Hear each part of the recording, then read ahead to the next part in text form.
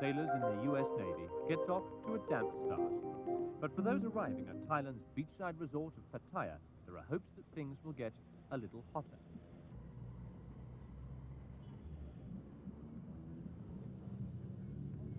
Officially, it's known as R&R, or Rest and Recuperation.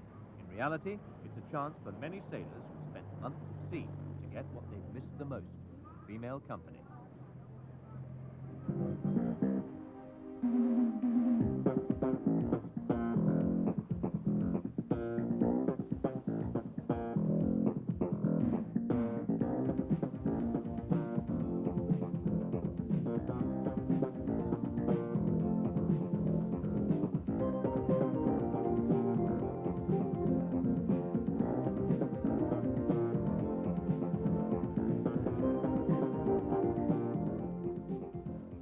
Years ago, Pattaya was a small fishing village, a 4-hour drive from the Thai capital of Bangkok.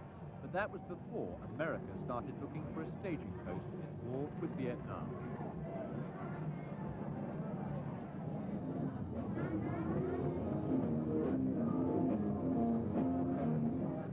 The Americans built 2 military bases just along the coast of Pattaya. The little village was turned into a playground for US sailors and airmen, a palliative for and an escape from the fighting.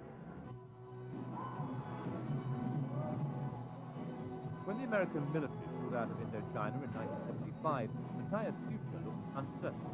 But an army of tourists soon filled the vacuum. Thailand found itself with a purpose-built resort, set to become the biggest and most popular in Southeast Asia, and American servicemen still call in.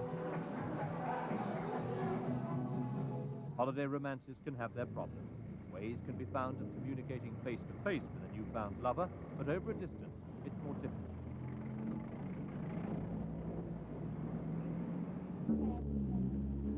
Foreign lovers seldom speak Thai. More often than not, their letters are written in English. And that can be seen clearly on the picture. Mrs. Priwayan Atiroj has taken the role of Cupid's assistant. She says she does it primarily out of a sense of social responsibility. But there is a fee for her translation work, about 25 baht per page, the equivalent of $1 American. Many of the young women, the letters are the stuff that dreams are made of. Their own translated correspondence talks of undying love. In return, they wait for the message saying that an air ticket's on the way, marriage and a new home overseas where their holiday love awaits them. For some, the dream comes true. For others, travel to Europe, America or Australia remains a dream.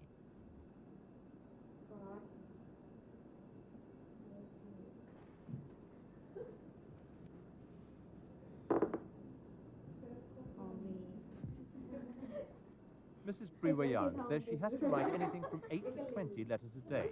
Then it's off to her main job as a reporter for the English-language Bangkok Post newspaper.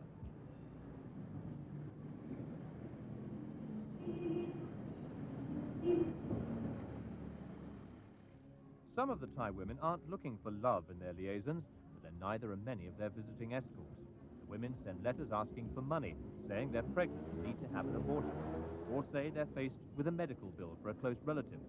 But many of the men who've expressed undying love aren't so eager when they're back in their own countries.